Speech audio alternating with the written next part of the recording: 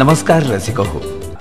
पेशवेकालीन पाणी पुरवठा यंत्रणा, शोध आणि बोध.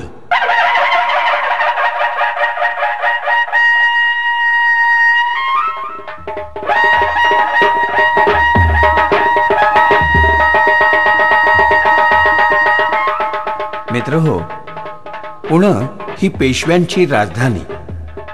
अटकेपार झेंडा फडकवणाऱ्या पेशव्यांनी सुमारे 250 वर्षांपूर्वी, होय अगदी चक्क 250 वर्षांपूर्वी, याच पुण्यात कात्रज पासून थेट शनिवारवाड्यापर्यंत अत्यंत आश्चर्यकारक अशी यंत्रणा उभारली, आणि ती देखील तब्बल 30 फूट जमिनीखाली.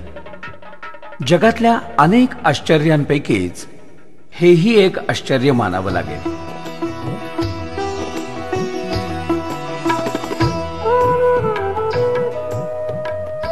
सन 1749 श्रीमंत बाळाजी पेशवे यांच्या पुढाकारानं नागरिकांना पाणी मिळावं यासाठी ही अद्भुत यंत्रणा उभारण्यात आली.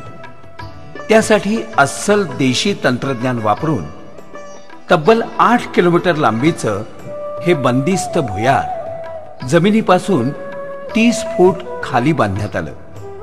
चुना आणि गच्ची विटांच्या सहाय्यानं बांधण्यात आलेलं हे भुयार कात्रज पासून इंदिरानगर, पद्मावती, अरण्येश्वर, सणस चौक, वाडिया हॉस्पिटल, काळा हौद, बदामी हौद, भाऊ महाराज बोळ, तुळशीबाग, कोतवाल चौडी, फरसखाना, नानावाडा मार्गे थेट शनिवारवाड्यापर्यंत पोहोचतं. वाटेतले अनेक वाडे, हौद, विहिरी यांना मुबलक पाणी देत देत अखेरीला हे पाणी अमृतेश्वर आणि ओंकारेश्वर घाटांपाशी तशाच भूमिगत मार्गानं नदीला मिळतं.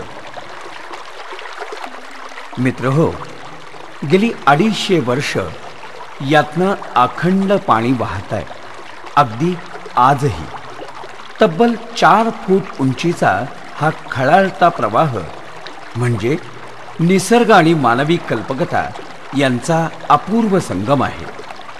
सुमारे 6 फूट उंच आणि 2.5 फूट रुंद अशा 8 किलोमीटर लांबीच्या या सलग भुयाराची माहिती गेल्या 250 वर्षात अनेकांना होती. मात्र त्याचा सखोल अभ्यास आणि या मार्गावरल्या उच्छ्वासांचा शोध हा मात्र घेतला गेला गेल्या अवघ्या 10 वर्षांपूर्वी. पुण्यातले श्रीकृष्ण भागवत, श्रीराम भागवत आणि नंदकुमार बानगुडे या 3 तरुण अभ्यासकांनी गेल्या 10-12 वर्षात जवळजवळ संपूर्ण मार्ग इथं शोधून काढला.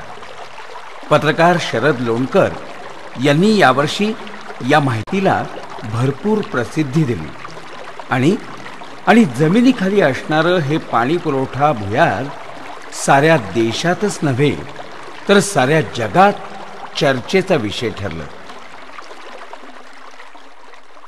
मित्र हो, ही पेशवेकालीन पाणी पुरवठा यंत्रणा म्हणजे आपलं वैभव आहे. या यंत्रणेचं जतन अगदी व्हायलाच हवं. जगाला थक्क करणारा हा ठेवा आपल्या पुण्यात आहे याचा आपल्या प्रत्येकालाच अभिमान आहे. मित्र हो, पाण्याचा अपव्यय टाळून सर्वांना सदैव पाणी मिळावं यासाठी 250 वर्षांपूर्वीचा हा प्रयोग आपल्याला आजही सांगत आहे, पाणी हे जीवन आहे, त्याचा जपून वापर करा. धन्यवाद.